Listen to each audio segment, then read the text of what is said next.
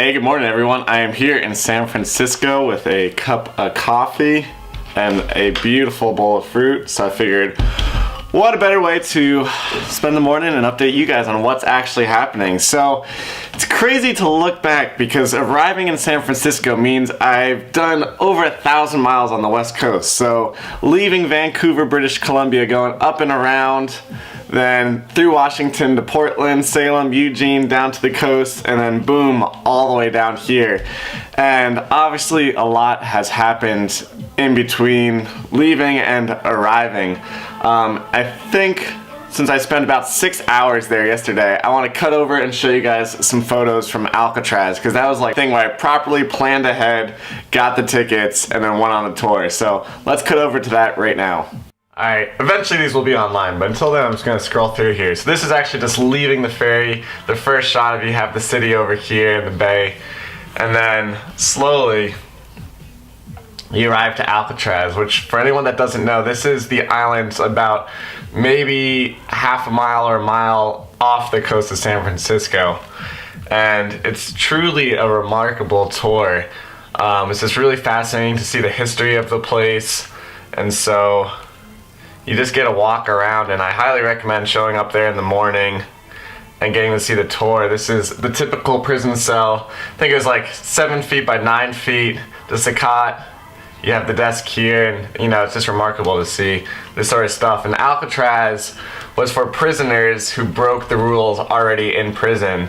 So it wasn't usually for outside crimes. It's usually these are people who tried to escape previously, or people that they wanted to make a public example of, like Al Capone was held here. So some other famous names are also the Birdman. So that was just a creepy, crazy guy, and he has a movie. And apparently, if you've ever seen The Silence of the Lambs, that character is based off the Birdman. And what's fascinating, this is kind of the point of Alcatraz, is that this is from the rec yard looking out, and you can barely see it, but that's the Golden Gate Bridge. And so they always make an example of it's torture for prisoners because they're so close to the city, and then also for the city, they see this prison as an example of, hey, don't misbehave, because a lot of this was developed during the gangster era, really. So here is the rec yard. Some of the beautiful, unfortunately, it's interesting how many people have been part of Alcatraz, but this was during Native American occupation to get back some federal lands. Unfortunately, some fires broke out, and some of the buildings are now overgrown. This is the administration building. And then this is going up the Officers Road. It's beautiful flowers. You have sailboats out here. And yeah, I mean, that's a super brief tour, but what's interesting, and I can try to get a little bit closer to this, is that it says Indians welcome here, and then United States Penitentiary, and then it's a national park. So this gives you a super brief insight of the history of Alcatraz, and that's why the tour is so fascinating, is because when you're out there, you learn that Alcatraz was originally one, a bird sanctuary, but two, a U.S. fort to protect gold and silver, and then eventually it was used to hold criminals as a federal prison. Then that shut down in, I believe, 1963, and then Native Americans, since there's just this empty piece of land, they tried to take it over, and they actually occupied it for 19 months and was heavily supported by people in San Francisco at the time. And at least in the tour, they say this actually may have sparked the Native American rights movement to actually help get their land back in other places, which is fascinating. And then eventually, since so many people were interested in that story, they wanted to come out to actually see the island, and that's how the national parks got involved. And then it has now been longer in the hands of the national parks than it has ever a federal prison, which is really fascinating. Switching topics, I think I'll actually show you some more photos, so let's go back to the computer. So I'm just gonna scroll through some photos of what it's actually kind of like to bike on the Pacific coast. So absolutely beautiful. Every single day has been beautiful, perfect weather.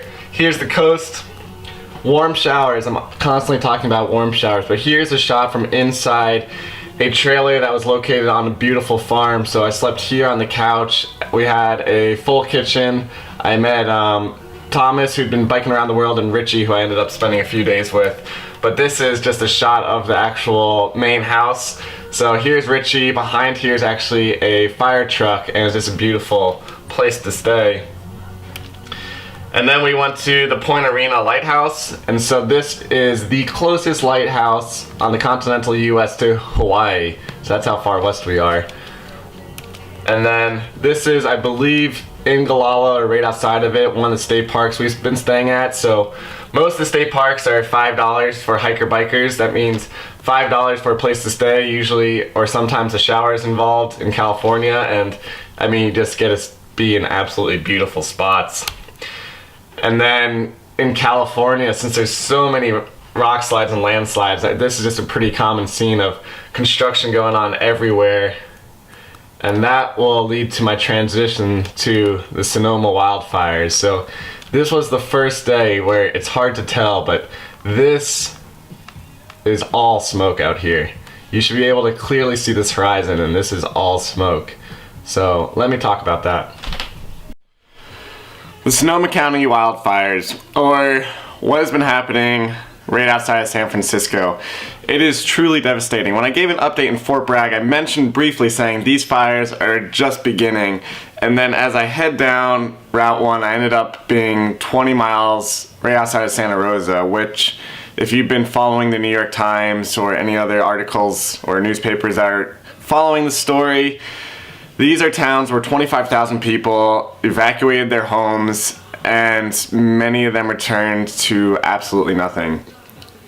And I ended up spending 2 days in Bodega Bay, and that campsite actually hosted many of the evacuees, and the stories were truly depressing.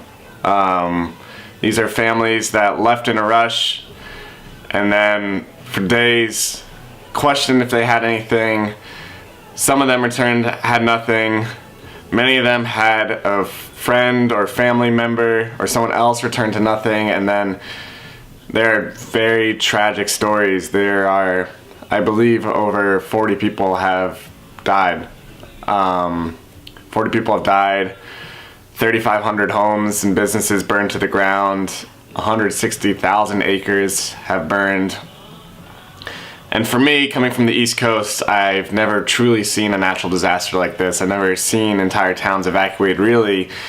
And those numbers, which are really arbitrary, but 25,000 people, that's almost my entire hometown of South Orange, New Jersey, being forced to leave. And having brief conversations or overhearing conversations, it's hard to comprehend. And these people are gonna need a lot of support. They're gonna need support today.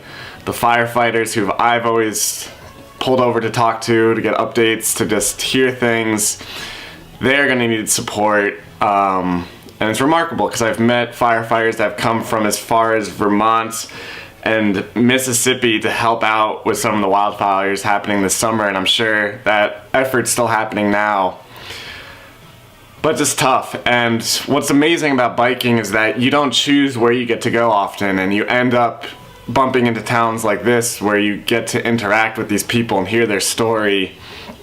But you have to do something with all this information, and one, I just encourage people to actually go on the New York Times and look at what's happened and look at the photos of just towns disappearing, but to give you a sense of how bad the air quality even was. Like, police officers were telling cyclists in Bodega Bay, do not cycle today, and that is why I ended up taking a bus into San Francisco.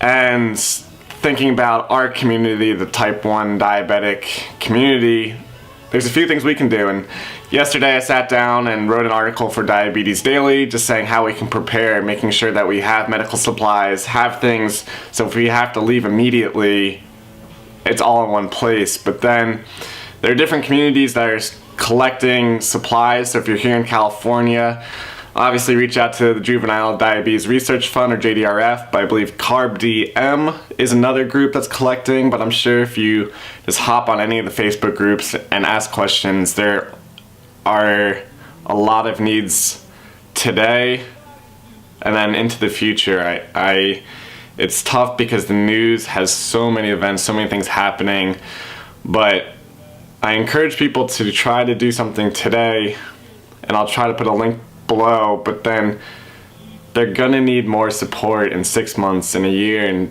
in 2 years. These are places that are flattened. There's absolutely nothing. It's truly devastating. This is wine country, so people's livelihoods have just been lost, and